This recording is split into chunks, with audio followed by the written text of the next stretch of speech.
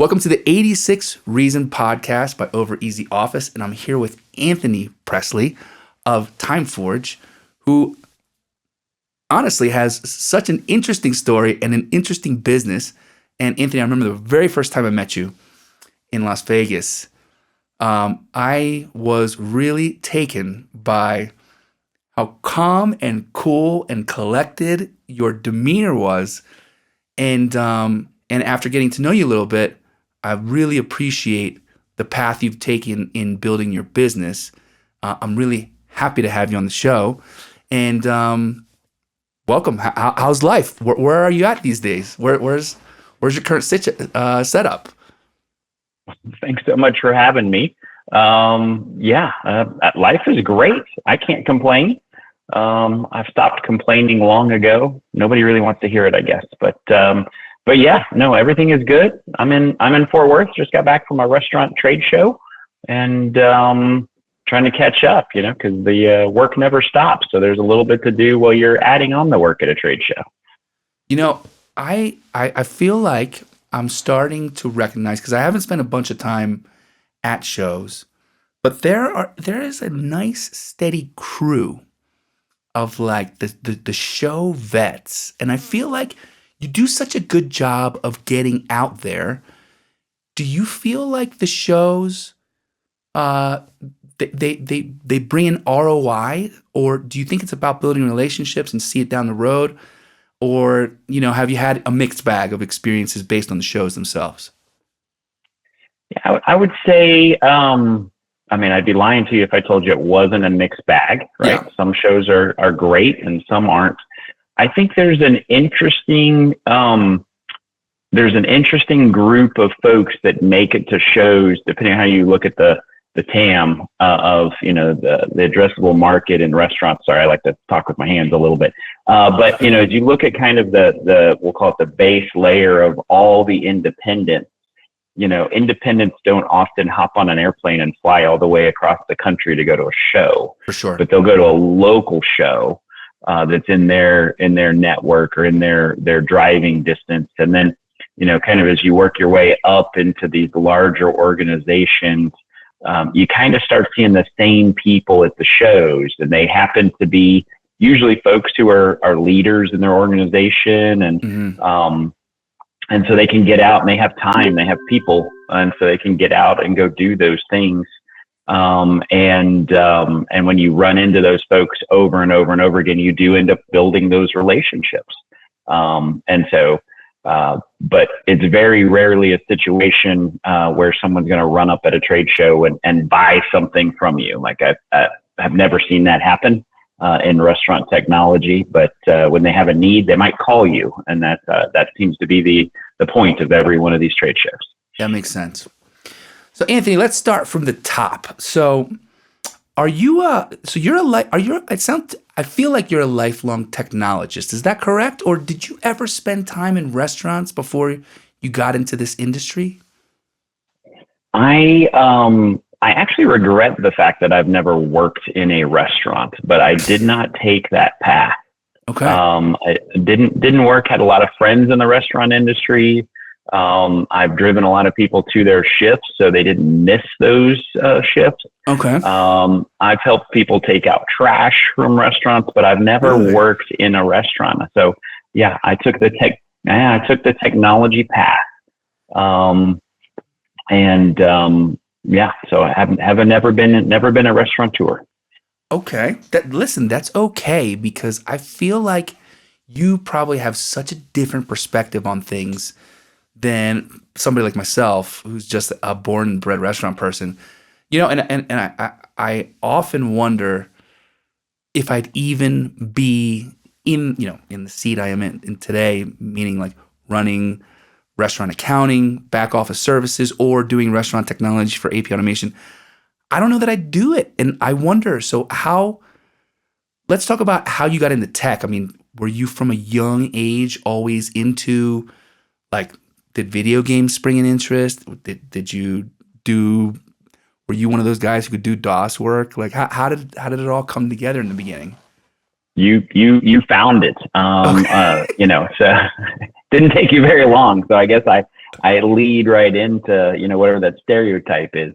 So I actually got into computers. My dad was in the Navy, and he Okay. was deployed to Cairo, Egypt, which is a place where the U.S. has a large military presence, and does not have a base.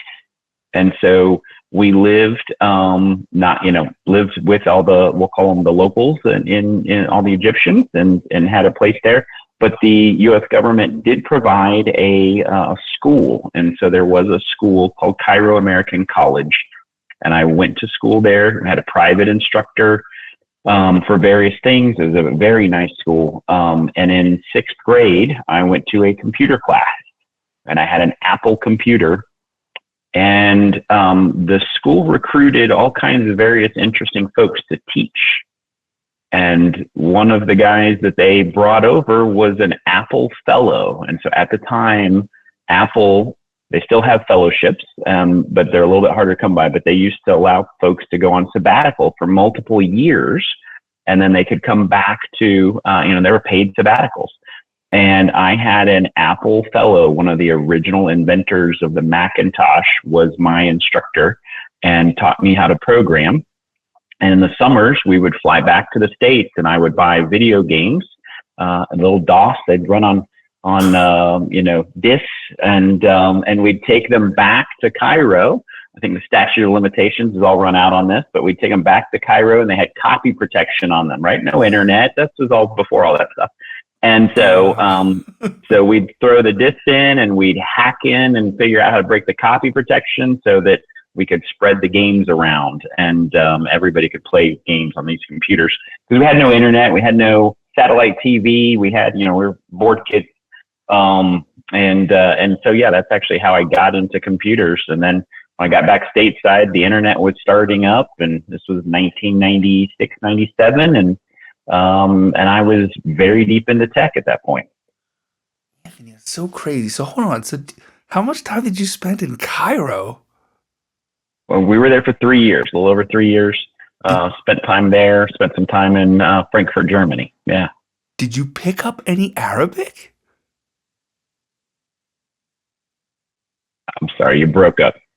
Sorry, did I pick up any Arabic? Yes, I did pick up Arabic. I was actually fluent in Arabic when I left, and I got to the States, and I didn't speak it again for decades. So I speak very little. I can count to 10. That's about what I can do in Arabic these days. So I had an opportunity to go to Cairo last year, and it is such a wild place. No traffic lights, incredibly large city, super nice people, and the food culture is like so sharing and stuff. But I was shocked by just how big and bustling and incredibly just alive that city is. And I wonder, when you got there as a kid, and this is just out of my curiosity, were you taken aback by what feels that, like, that city just feels so beautiful but chaotic? Like, was that, did you feel that? Oh, for sure. I mean, and we were there, we lived, I lived not that far from the school, but it's a very large city, as you probably found, like all big cities. There's the areas of we have lots of money, whatever that is relative to that city. And then there's the very poor parts. I don't know if you toured the trash city part, where I did. Generally speaking, some of the Coptic Christians make sure that all the trash facilities work.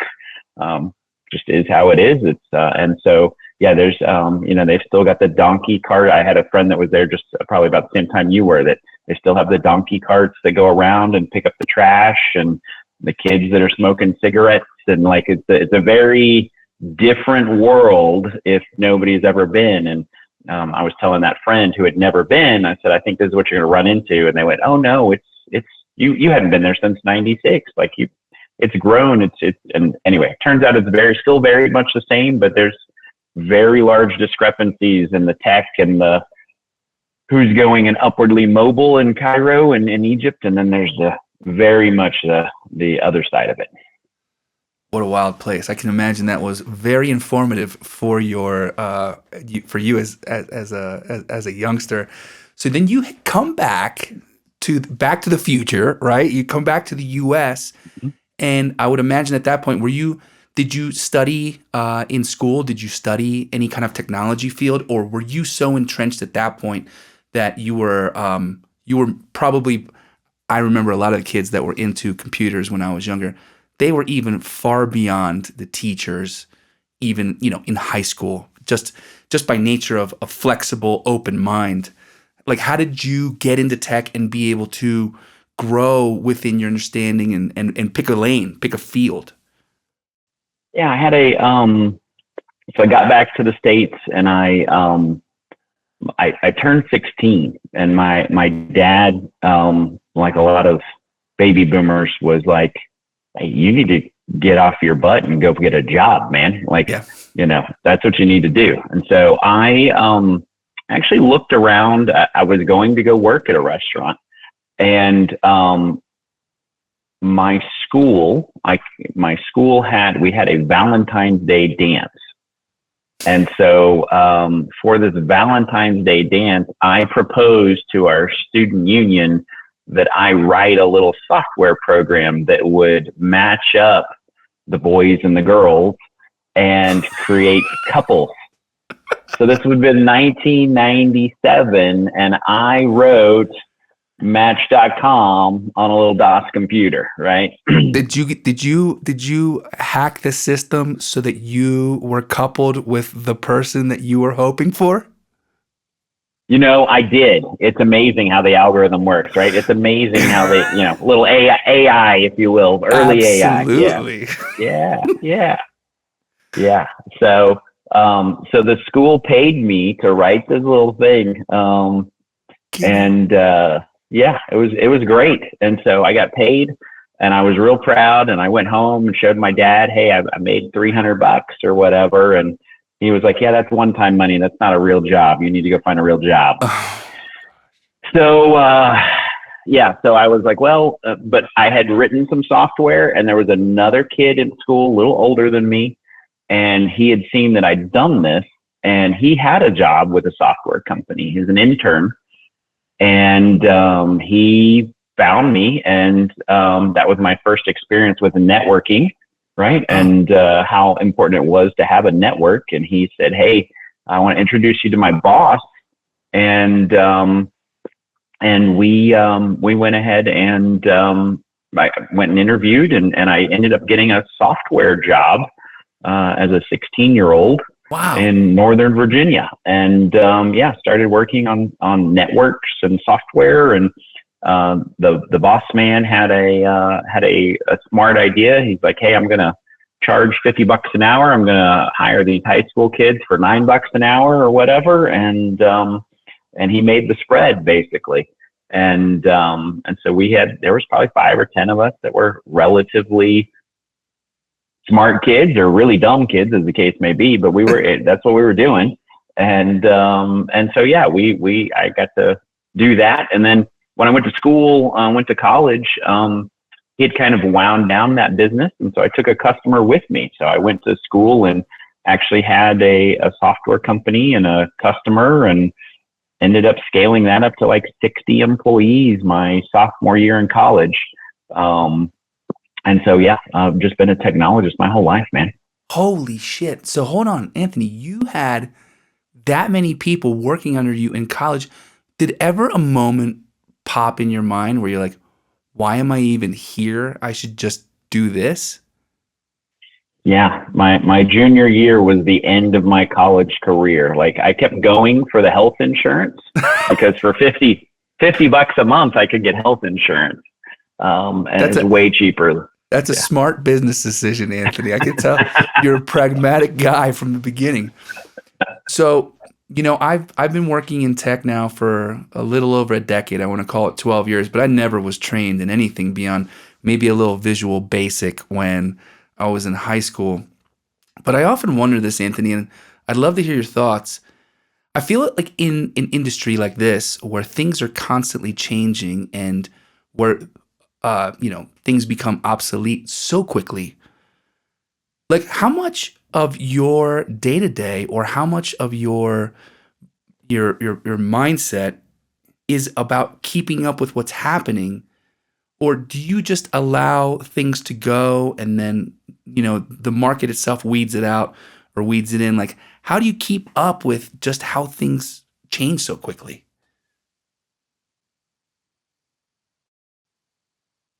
Um, I would say that we are typically, for better or worse. I mean, I dropped out of school, junior, had a company, not in the restaurant space, right? Not at all in the restaurant space. We actually were building ERP and CRM software, very nichey for attorneys, of all things. And then, Hmm. um, I would say that me personally, I like to find hard problems. I get excited about hard problems. And I get excited about other industries that have already solved it. And we'll call it the vertical side of fixing problems. And so I'll go, one of the reasons I got drawn into labor management, into restaurants, was because I was at school and we had an industrial engineering team, and those guys were always working on, like, we'll call it how you optimize a factory or how you optimize a manufacturing line.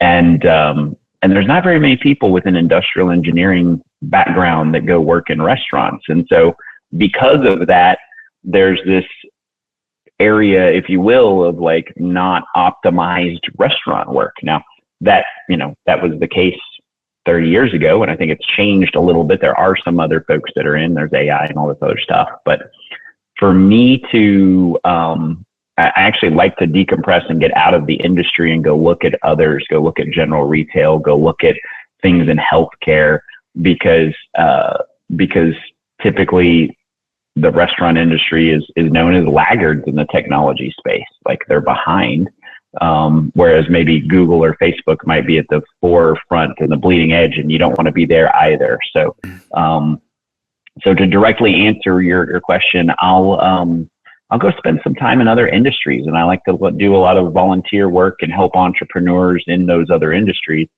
and with their startups. And then that sometimes gives me ideas for things that we need to incorporate over in ours. Interesting.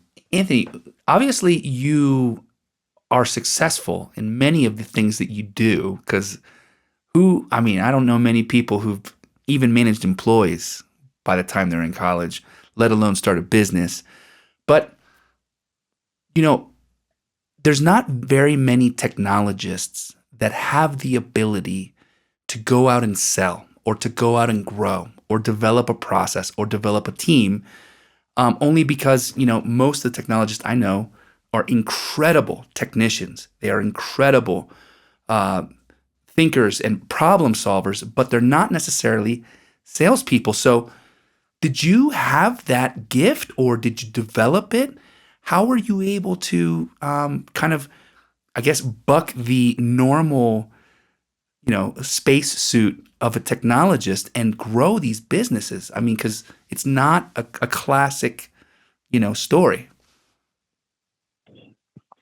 To be really honest, when I was younger, I wasn't very smart. And I've tried to get a little smarter as I've gotten older, but like I didn't know you should hire a sales guy. Like I thought I built the product, I should go sell this. And so like I didn't know. One of the reasons people ask me all the time, why did we bootstrap it? And like I didn't know I could go raise money. Like we started that way, and I didn't ever. There was never a line or a drawing on the whiteboard that was like, have an idea, go raise money. It was like, have an idea, how do we keep paying for this thing? And so, so I think there's skills that I'm not great at. I'm happy to go to trade shows. I'm happy to talk to people, but the outbound calling and the things that a typical salesperson might do. I suck at those things, man. Now it's kind of like taxes. Like, I'm not good at taxes. Can I do my taxes? Like, yeah, if I don't do them, you go to jail. Like, so I'll do the taxes if I have to, but and so sales is the same way. But I love relationships. That's the other thing though, because so more of like a product owner might be how I view myself. Like, I'm more of a, let me see the problem. I happen to know enough about technology to know how to fix it. But I am, sales is not really my wheelhouse. But I've learned enough to, I stayed at a Holiday Inn Express or, whatever the phrasing is. So I know enough to get into trouble, but I love the relationships. I mean, I love the relationship side of it, and, going and having dinner with a few folks and hearing about their problems and their struggles or their things that they're doing great at, and how we can leverage tech, not even my tech, somebody's tech to kind of take it to the next level. I love that. I think it's important that, and I can tell because, having bootstrapped your company, and we'll get into TimeForge and all that, but I think that the long play and the long game is a much harder road, but it forces you to have, of course, long-term thinking. And I think in this case, the fact that you love relationships means that it's a different type of approach, right? You're not necessarily always looking to close deals. You're probably at many cases looking to forge long-term relationships that may or may not turn into something, but that's a pleasure in itself. I lost the last little bit of what you said. I was just saying that it must be a pleasure in itself just getting to know people throughout the industry. Yeah, I think that's totally right. It's been interesting probably since COVID. I don't know how you have seen the industry evolve, but since COVID, like, I would say folks that I see at trade shows, like, have turned into like, oh, well, if you're going to be in town, we should hang out or come stay at my house. Or like, I'd say that's turned into more real friendships in the last 5 years than just passing acquaintances. So I think that's happened now across, I've always had friends on the vendor side, but now I've got operators that way. And I think that's maybe a testament to some of our staying power and just being in the industry a long time. And, it takes a long time to grow relationships. When we were all kids, all of our best friends, we were around 10 hours a day, but Exactly. I'm not around anybody for 10 hours a day anymore. Right. But my wife, she gets tired of me. Right. Yeah. I got some clients I spend a lot of time with, and I'm sure we get tired of each other too. But a little whiskey helps everything. But that's right, 100%. A little shared meal and some whiskey. Exactly. All right. So Anthony, what industries have you worked in as far as your technology businesses, and when did the first restaurant or food service play happen? Great question. So I mentioned worked in building ERP and wall systems. Mm-hmm. That was a good time.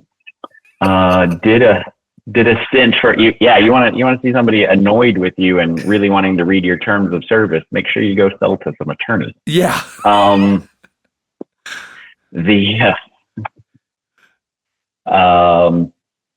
Yeah, that was a thing. Anyway, so also did an internship or two with Rockwell International that turned into Boeing.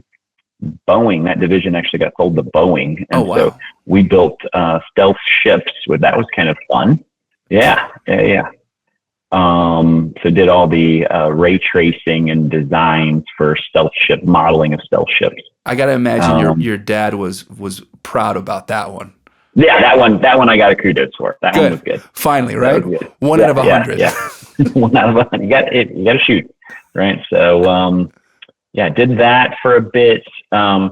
Built a warehouse management system for a diabetes company, a couple of diabetes companies. So that was a good time. So I learned a lot about supply chain and diabetes and billing, and that actually transitioned us into an ERP product. And so built I'm sorry, not an ERP product, a medical billing product. So back in the day, doing medical billing and warehouses and clearinghouses, and that was very interesting before Epic and some of these guys have taken a bunch of market share. So been in all of those. And then, but actually the idea for TimeForge and our software in the restaurant space came back when I was in college. I had a roommate. His uncle owned a restaurant, and he had one phone line in, and his staff were not allowed to call because that would occupy the one phone line. But he posted the schedule every Sunday night, and you had to figure out if you worked Monday morning. And the only way to do that would be to drive to the restaurant, which would be no big deal if, and this would have been in 1999, but no big deal if you could actually, had a car and you could drive. And so my buddy gave me beer money, and we drove over to the restaurant. I talked about how stupid I thought this was because, technology. Because it was. And yeah, exactly. Exactly. Even in 1999, this was kind of stupid. Anyway, so we dreamed up how we might envision a new way to do that. And then that idea got shelved, and I kind of forgot about it until 2006, and had done these other industries and these other things, and was talking with another friend in the industry who had a local restaurant. And I was like, how are you doing schedules? And he was like, oh yeah, I build the schedule Sunday night, and everybody drives in to see when they work. And I'm like, still what? Yeah. Yeah. Hot schedules had just gotten started. 7 shifts didn't exist. So it was very early days in that side of things. And so I was like, I wonder, can we fix this problem? And so I threw an intern on it for a summer. And that's how we got into the space. So talk to me about your first sales, your first onboardings, and those clients that helped you continue to develop and ideate for TimeForge. What was that like? I mean, because it's not a natural transition to go from diabetes, resource planning, billing to time management, right? It's such a change. And so What was that like? Was it a huge learning curve? Was it shocking to you how much in the Stone Ages we are? We're all in. I wonder what was your thought process as you try to get this thing moving? Yeah. So I have two stories I like to tell here, because I should have been. I think if I was advising myself now, I would have been like, hey, you're kind of a dummy. You should have fixed this. But I didn't do that. But because I didn't do that, I ended up where I'm at. So I guess it was okay. But we built this product, and I wanted to build it in a way that an automated scheduler, so the manager just sits down and the schedule's already there. You're just making, right? I mean, and it's interesting because other industries, again, have had this for a long time. If you go look in hospital staffing or nurse staffing, that tech has been there for forever because the regulations are so complex, and if you're wrong, if you staff somebody incorrectly and someone dies, the bar is huge, right? Yeah. It's huge. Yeah. And so, whereas in a restaurant, if you mess up your staffing, the kitchen's closed early, the only person that really hurts there, other than the staff and your customers, by the way, is your profit, right? And so we built this first version, and 2007, end of 2006, early 2007, launched it in 2007. I had done a lot of SEO marketing at the time. So we put it on the web, and our very first customer, and by the way, when I launched this, I didn't want to go to trade shows. I thought I could build a business and put it online, and no one would call, and they would just use it, and there would be, very, very basic sale, very basic support, and wouldn't need to mess with anything. And surprise. First customer, it turns out. So first customer gets a hold of the product, installs it, calls me the next day and tells me all the things that are wrong with it. You know, there's 10 things that are wrong with it. And if I don't fix them before the next billing cycle, he's gone. Whoa. You know, so we start working our butts off because, you know, right now I've got one customer. So I didn't know what else to do. So we're just going to go work. I mean, he's a paying customer. I don't remember what he paid, $22 or something like that, you know? Yeah. And, and so we go, you know, move the ship. We were going this way and now we're going this way.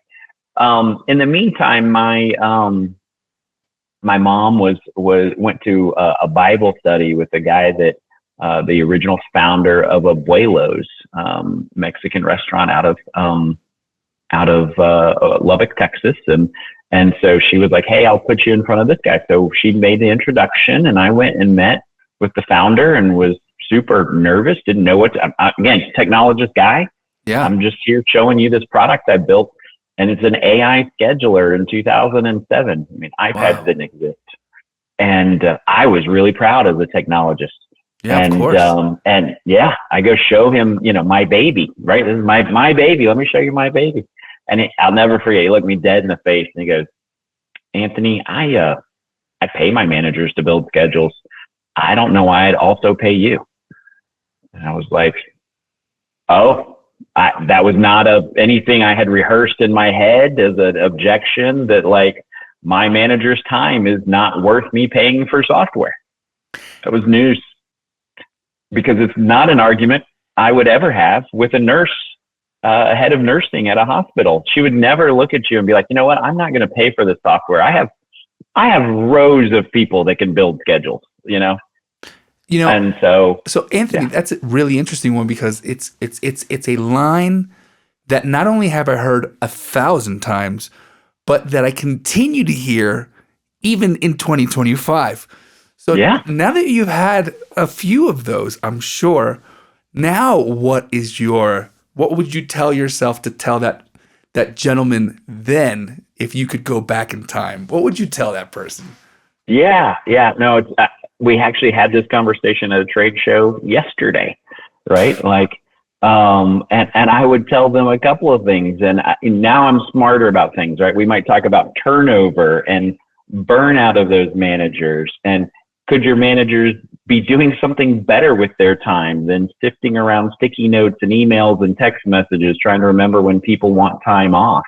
But it's still a thing, right? There's this expectation that a restaurant manager, and you deal with it all day, every day in your line of business, that this this fictional restaurant manager is going to work 80 hours a week and, you know, is going to be cataloging everything that's going on. And they're the highest paid person in the organization. And somehow they're supposed to be a head of marketing, a head of operations, a head of technology. They need to know where all the gaskets to the freaking fridge are, right? Like suddenly, and they're the repair guy and the plumber and and the list just goes on and on and on of the expectations for these managers. You forgot therapist. You forgot therapist. Oh yes. They are the chief therapist for their staff. Yes, for sure. Yeah. And every customer that walks in and wants to give them a piece of opinion about the food.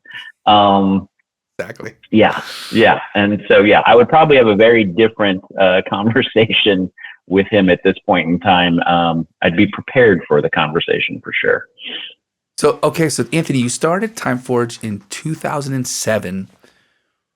When did you feel like how long before you were feeling like, all right, we're starting to get this. We're starting to get the right kinds of customers in. Like, because I feel like a lot of, especially new founders that I meet, whether they come from the industry or not, have this fable that they write in their heads. Like, in 6 months, we're off to the races, and it's not ever the case. How long did it take for you guys before you were like, okay, we got a process, we got good people in place, and we're starting to hit the right notes? Yeah, I'll answer this, and then I would like you to answer it. But my answer is we had a services company on the side, right? Like I didn't ever set the ships on fire and storm the beach. Like that didn't So we had this services business that was going, that was building some custom software for some other industries. And then we built this product. Okay. And so we were slowly growing that. And I would say before we felt comfortable to like turn off the services business was like 2013, 2012 years. Okay. Yes. We measured this in years. Yes. So, it was a long time. Yeah, I mean that's How about you? That's a similar trajectory. So Anthony, when we first started the company, it was my buddy and my buddy Tony Ayazi, who is a chef, and originally we wanted to open a restaurant together. And not sure how many people you've heard this from, but the restaurant industry and space is just the land of broken dreams. We had a whole poster full of different restaurant ideas, and we wanted to do like a farm to table kind of, wine bar, and then like, hey, what if we just did, a moment in time snapshot in Spain? Because we were like, he loved Moroccan food and Arabic food. I loved Spanish food, and we're like, hey, what if? So we had all these different ideas. When we finally came up with Shoebox, it was because we wanted to start thinking about how we could, to your point, start getting our team to focus on the things that they were really good at and start pulling things off their plate so they didn't have to be the therapist and the marketer and the technologist and the chief, diplomat on the floor and all that stuff. And honestly, when we had first put the idea together of a cloud-based invoice platform, it did not exist in the industry. We were the first to market. And we were met with so much pushback, Anthony. I can't even begin to tell you. It was like running into a brick wall in every conversation. And over again, I have an accountant that does that. Why would I want my invoices on the cloud? What is the point of me paying for you to do something that's already part of my process, et cetera, et cetera? So I'll tell you, some of the first clients, I was working a job in Atlantic City as a wine director. And I would literally, on the platform, the MVP we built, I would go into my office, I'd refresh the page, I'd see that, this one, we had like a handful, let's call it 10 restaurant locations that were, workshopping this with us. And I would literally go in and code the invoices myself while working in the restaurant that I was managing. And, I would love to tell everyone that, it just one day it went like this, but it wasn't. It took us. We had our first invoice uploaded, I want to say in 2013. And it wasn't till 2017 where I actually said, whoa, okay, I think we've got something here. Because look, we even for the first couple years, we couldn't sell it because nobody would pay us. And it was a struggle to even get people to try it. But ultimately, we started to charge people. And I'll never forget, we did a Harvard Business School event in San Francisco where we were essentially, presenting in front of the whole school. And wow. Yeah, we have an advisor who went to Harvard Business School and happened to own a couple restaurants, and we connected. Her name's Lori Thomas. She's incredible. She's actually the president, or I think she leads the Golden Gate Restaurant Association. But she really believed in what we were doing, and she also had a previous life in technology. So we presented in front of the Harvard Business School, and we got in second place behind this hospital technology, and I was like, okay, I think there's something here because they get it, right? The Harvard Business School, it was probably 500 people, right? And somebody from Bessemer Ventures walked up to us and said, hey, I really like your idea. If you can get to $25,000 in revenue, give me a call because we'll be interested in jumping in on this. We were probably around 12 to 15. Mm-hmm. And as I don't know if it's ignorant or if it's whatever it was, or if maybe I'm dumb also, but I remember thinking to myself, pal, if I could get to $25,000 a month in revenue, I'm Mm-hmm. not sure I need you anymore, right? Right. Right. That's big money. Yeah. That will, yeah, it's big money, right? So we finally got to 25,000, and then we started seeing things really change, and it was purely based on just delivering good communication, being there for the implementations, being there for our clients, and then we started growing organically. No sales team, no marketing, the most rinky-dink website you've ever seen, right? But once you get past the login, there's some real shit going on. And I'm telling you, Anthony, it took us 5+ years to get into any kind of groove. And, it took 5+ years to get to a point where I didn't have to have side gigs, to supplement. So yeah, it's a long road, and it never ends because even now we've got awesome technologists on our team. We're always developing new features, and our CTO came to us and said, "Hey, you know what? A lot of the back end infrastructure, I want to refactor it all because what we built 4 years ago is going to be obsolete in like 2 years."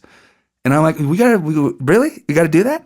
I think one of the major things that people don't realize is things break, and just because it's tech doesn't mean it doesn't require attention and refactoring and all that kind of stuff.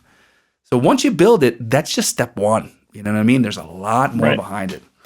But okay, so you're saying 2013, you finally get to a place where you're feeling good about this whole operation. Back then, what kind of restaurants were you finding success with? Back, so we built the AI scheduling piece, and literally no one used it. Really? Absolutely no one. Yeah. Oh my Yeah. gosh. And so, but we said, well, what problems do you guys have? Tell me about what the problems are. Yeah. And the problems are, oh, well, we've got this, we have a schedule, but we need to enforce the schedule. Or we have this compliance problem. We have this legal issue. We have this HR thing. And so we suddenly started building and finding that complex restaurants, if you can write, our saying used to be, if you can write your schedule on a napkin, like a Subway, like you don't need us. And so, we went to go find complex restaurants, complex restaurant groups, folks that operate in multiple venues, like non-traditional, like maybe you operate in a zoo and then at a museum, and then you've got a standalone restaurant, right? You operate at Disney, right? And you've got some transient worker kinds of things. And so those complexities were really where we went and jumped in and said, okay, well, these things are hard. And so we started solving for the hard problems. And again, I don't know that I'm all that smart about it, because we've seen competitors take off that solve the easy problems, and they seem to do very well. But we enjoy the hard problems, and we found a lot of traction with the multi-state operators. Or I've got employees that are in both Washington and Oregon, and they go back and forth, and I have 2 different overtime laws to deal with, or whatever. Yeah. And so that's where we found, and then we found that was a similar problem in other groups that sell food. So grocery stores and convenience stores have similar problems, and they're doing prepared foods, and it's so that's generally where we found, because in 2007, 8, 9, the scheduling, there was a schedule module in every POS. And it was just a basic thing. And it often didn't work all that well. So we were the complex choice, if that makes sense. It does make sense. So Anthony, when you start moving into some of the other facets of the food service industry, like grocery, How different of a sale is that as compared to restaurants? Because I'll tell you now, I've spent almost my entire career in restaurants or restaurant sales, and I see a huge difference even within the restaurants between single unit operators, then hotel operators, and then even fast casual franchise.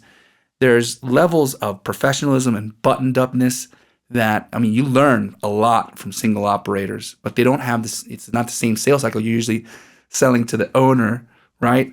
And he's also the one, or he or she is also the one who may be implementing this. But then you get to much more complex operations, and you're obviously like, in a way different conversation, layers and levels and director of IT and all this stuff. So when you get into the grocery side or you get into these larger corporate entities, like how much does your approach change, and how different does the entire like implementation go? Yeah, yeah. No, I think you described the restaurant sales side very well, right? And I can tell you, independents are fun for a lot of different reasons, and selling to independents, and the person that can hire you is also the same person that can pivot on you and fire you. Yep. And that's not the case as you get into larger brands, even in restaurants. And you work your way up the chain there, or down the chain, depending on how you want to look at it. Yeah. The grocery is very interesting. There's about 42,000 grocery stores in the United States. And so in comparison, there's, depending on the numbers and how you count a restaurant, you're anywhere between, 600 and 800,000 restaurants. Right. And so it's a fraction, which means there's only a fraction of those that are buyers, because some of those are one store operators and some of those are Kroger with 3,500 stores. Right. And so, your decision makers are very, very, suddenly get very small. And a lot of them are multi-generation family owned. Yes. And so you're talking about people who have been in the grocery business for 4 generations, 5 generations in some cases. Wow, and, and so you want to talk about change management, like they may not have done it this way ever. Right. And so now they're very sophisticated businesses, multi-billion-dollar businesses, but they, and it's, the scale of dollars is very different. I was talking with a restaurant operator this last week who has a number of stores out of Kansas City, and we were talking about a 20-store grocery chain that we service that is by themselves a $1.2 billion entity with 20 stores. Whoa. Right. And so that's a lot of groceries. That's $1 million a week at each store. That's it. That's exactly what it is. Whoa. And inside that is a salad bar and food prep and fried chicken and all of that, plus, toilet paper and green beans and all that. So, sure. So yeah, but it's a very different sales cycle. And I would say that grocery operators are even more, relationship driven than even restaurant is. I mean, Wow. you can show up at the trade show the first year. I like to tell people in the tech space, show up in the trade show the first year, they're going to smile at you. The second year, they're going to go, "Oh, you're still here." The third year, they're going to go, "What is it you do again?" And the fourth year, they're going to go, "I think we need something like what you have." Wow. And so, yeah. Love that 5-year sales cycle. It's what it is. I've had a couple of those. Listen, I want to say one of the first large firms I pitched, accounting firms, was, I want to say it was around 2015 that I first made contact with them. And they just signed up in April of this year. 10 years it took to sign these guys up. So, I mean, if you're not in it to win it, then you'll lose, I guess, right? But yeah, it's wild. So, okay, so Anthony, I have so you're still bootstrapping, right? You've always bootstrapped your businesses. So Time Forge, I did yes and no. So Okay, let's hear about it. we did take a pivot in 2014. You asked earlier about me being a sales guy, and I'm not really a sales guy. I like the relationships, but I'm just sharing. I'm horrible with that first walk up at a cocktail party or walk in the door and be like any cold, Yeah. hey, how are you? I'm just not good at that. Yeah. But I think a lot of people aren't good at that. I think there's a lot of people that like go put on their war paint and then step into the cocktail party, right? Yeah. Like splash water in your face. That's right. That's right. Yeah. Let's go. Yeah. Yeah. So, anyway, in 20, so we had some relationships with other technology providers. We'll call them partners that would go out and sell or represent or refer our product. And we were having a great time with that. And that distribution channel worked for us for a long time, still works. And we still have a lot of that. But in 2014, one of our partners, a company called Truno, came to us and said, hey, we're going to bring you a publicly traded, very large customer, and the implementation and rollout will probably kill you. Which is another problem, right? It's one thing to not have enough business. It's a whole other thing for somebody to bring you so much business you can't consume it. That's a nice problem. It is a nice problem, but it's one of these things where there were lots of ways to solve that problem. And the way that I did it was to go raise a Series A. Okay. And so we did go raise some money. We raised a Series A. We injected the capital into the business. We used that money to grow, and we went out and did what you do when you get a Series A. And we went and hired folks and brought in talent and brought in tech. And then we went and landed Sprouts Farmers Market as a customer, which was a fantastic time. Added 48,000 employees onto the platform. Yeah. Whoa. Yeah. That's sick. Listen, I've been to Sprouts, but now when I go in there, Anthony, I'm going to buy one extra bag of pecans. There you go. Thinking about you. Okay. Thank you. I want to support. That's awesome. Yeah.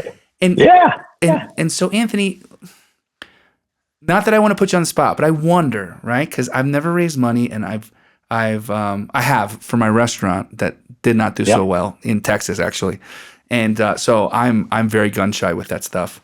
But what do you think are some of the benefits of raising money, and what do you think are some things that people should really consider that may also not be always positive in terms of raising money? Yeah, no, that's those are there are reasons to raise and reasons to not raise, and I think time. A lot of these stories you might read on TechCrunch, or I think time changes, because in 2007, if you wanted to process a credit card, you had to go to a bank and open up a bank account, and then you'd call a credit card processor. And you'd have to put up collateral if you had a business, or they would pre-secure the funds. And then, by the way, online credit card processing didn't exist very well at the time. There was very limited number, and you had to set up a physical account as well. And it might cost you $15,000 to get up and running. And you need to go buy a server, and you need to install software, And now today, if I want to take credit cards in 25 seconds, I can probably be up and running on Stripe or Adyen or whatever.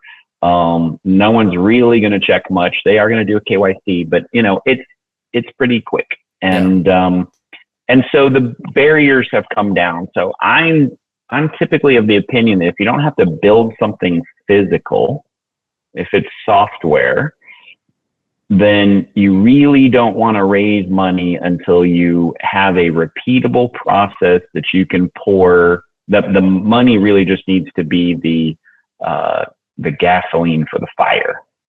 Agreed. Don't use money to figure out what you're doing. Use money to double down on something that's working. That's right. That's exactly right. And so that's my opinion of it. The only, and really it's kind of like a corollary to that, is raise money to do a land grab. But if if you don't already know what you're doing for the land grab, then you're burning equity and cash to try and figure out how to make something work. And you and I both know there's a ton of really good ideas in the software space that can't quite figure out how to make the software actually work. It almost works, but it doesn't actually work. And they spend millions and millions and millions of dollars. I bought one last year. Huh. You know, they raised $12 million in venture capital, and it almost worked. And then they went out of business. Wow. So never could quite get it together. But that's my deal for raising money. And you suddenly have a new boss. A lot of entrepreneurs become entrepreneurs so that they don't have to have a boss. Right. And we're all a little crazy. I mean, if I'm going to be real honest, every entrepreneur I've ever met is a little crazy. I don't care if they're a chef that decided to start a mac and cheese shop, or if they're a software person that decided to write some software, but they're all a little crazy, and that's okay. It's a fun tribe to be in. It is. But as soon as you raise money, you have a boss, you have a kitchen timer, and you have to return that money times 5, times 10, times 20. Right. It's a lot of pressure. That's a lot of pressure. It's a lot of pressure. Speaking of pressure, Anthony, I feel like, obviously TimeForge has really developed itself in the industry. And I love your post on LinkedIn. I love everything you do. And you have a very cool approach to how you talk about topics. And I just feel like you're a very salt of the earth type of person, which I really much appreciate. But, do you also, because I feel like my company is great. I feel like we're growing. We have a great team. I'm super happy with the clients that we have, but I still get scared. And I wonder, do you ever have like those moments of doubt? Like you're in the shower and you're like, man, I hope this works. Or, oof, this economy feels weird. Or, it's been harder to close deals lately because people are, gun shy. Like, do you still have those feelings? Does that ever go away? I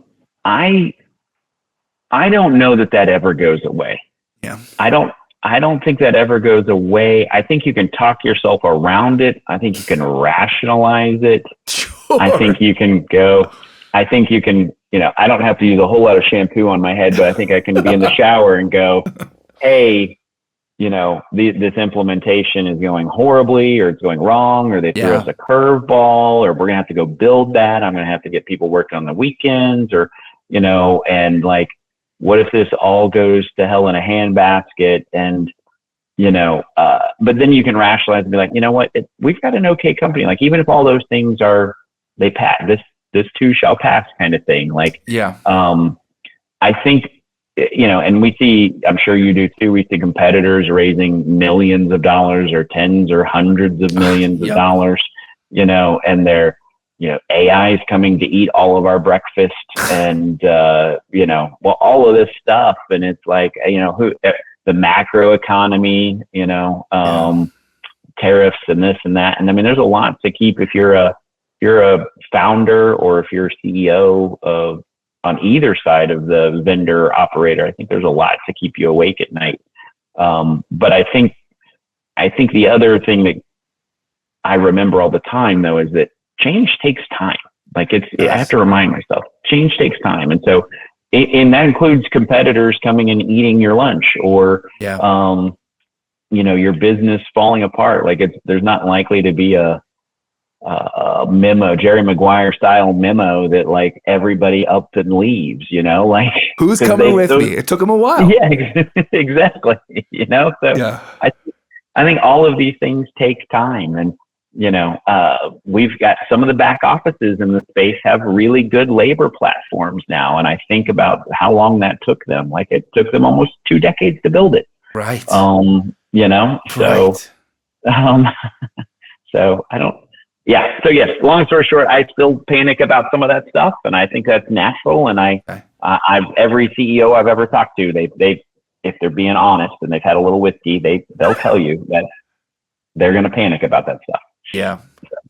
You touched on one thing, and for me, I've survived a few of them. Which the first one was blockchain, and then it was machine learning, and now fucking AI. It just doesn't stop. And do you think that AI in whatever, like, is it always going to be AI, or when will the next marketing term?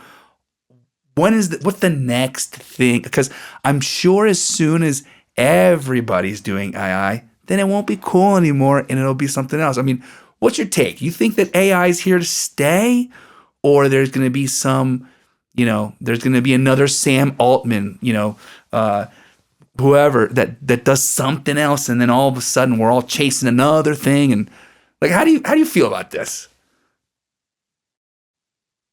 Yeah, I was at a conference. I was at the QSR conferences last week. The week before that, I was at a conference with 40 software founders.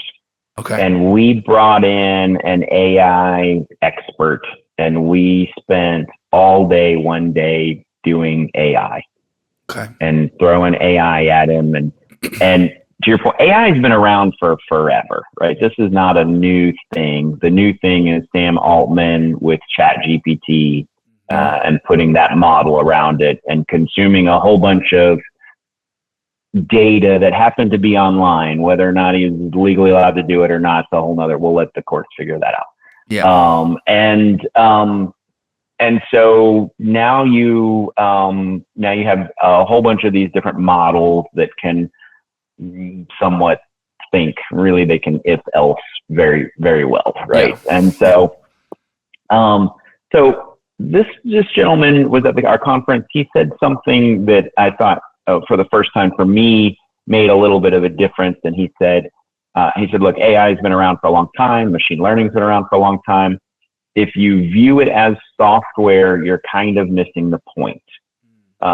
If you instead need to view it as a job, and you need to think about, if you brought in a new employee and you gave them a job description and a set of processes to do, if the job can be distilled to that, then you can give that in an AI description to an AI bot, an agentic AI. Sure. And they can then take over, assuming you give it good enough data, which that's the big asterisk, right? Yes. How good is your data? Do you need to clean your data? Will you ever have 100% data?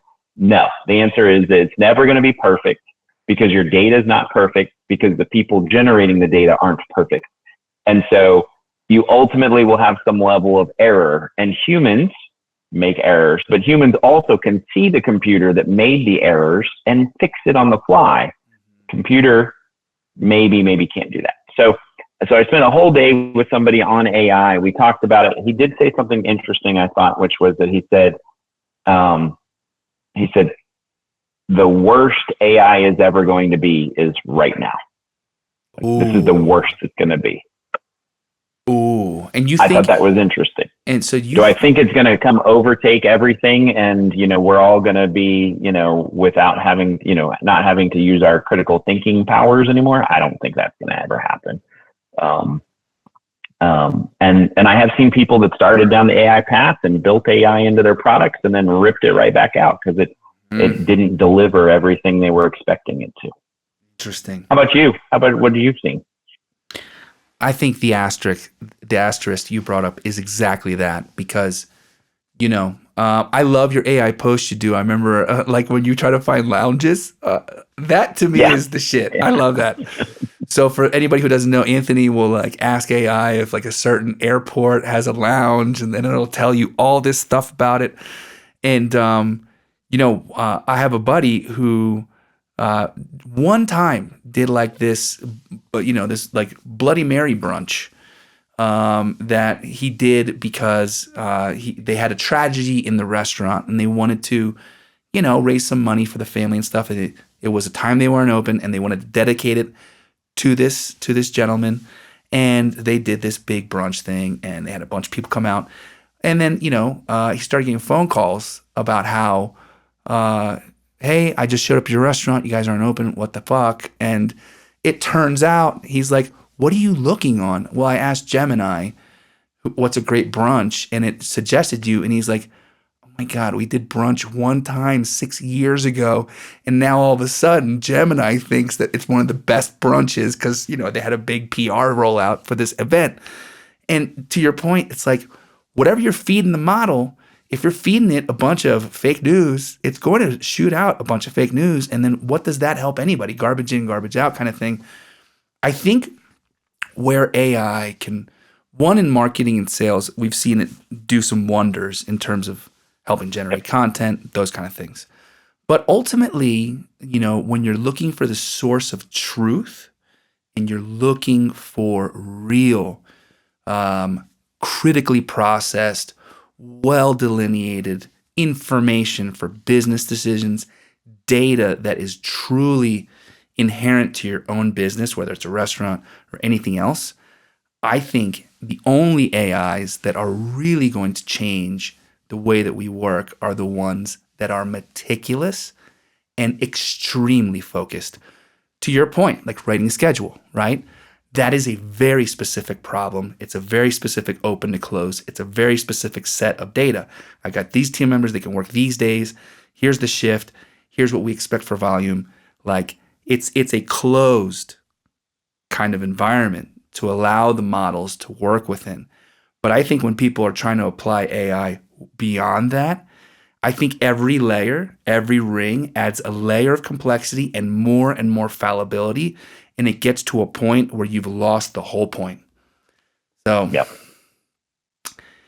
So in a short, I agree. Yeah, long-winded, short-winded, I feel like it's got a place. And if you know how to use it well and you are meticulous about the way you employ it, it can have a lot of power. But it's not going to solve for everything. And you've got to be disciplined to stay right where you need to be in order to make it work. Otherwise, it's going to run away from you. So, well, Anthony, all right. So it's been a pleasure, man.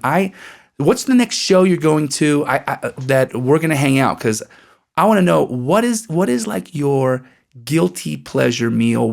When you signed Sprouts, how did you celebrate? Did you open a bottle of Pappy Van Winkle? Did you go out for barbecue? Like, what's your? I'm so happy. Let's go out and celebrate this meal. Oh, that's a really good one. I think I'm a slow burn on the celebrations as well. You know, so like getting a Sprouts win.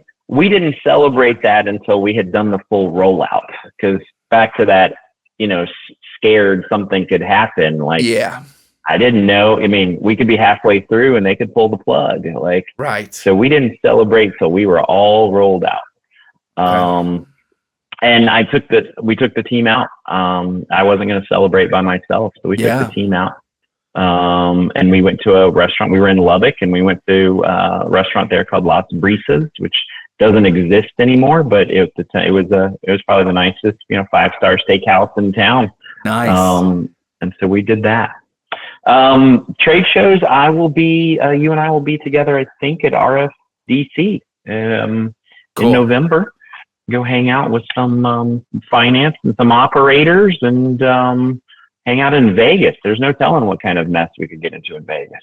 Well, I look forward to that mess. And then before we go, Raquel, who is extremely proud of her wonderful country, Colombia. We're here in Bogota now.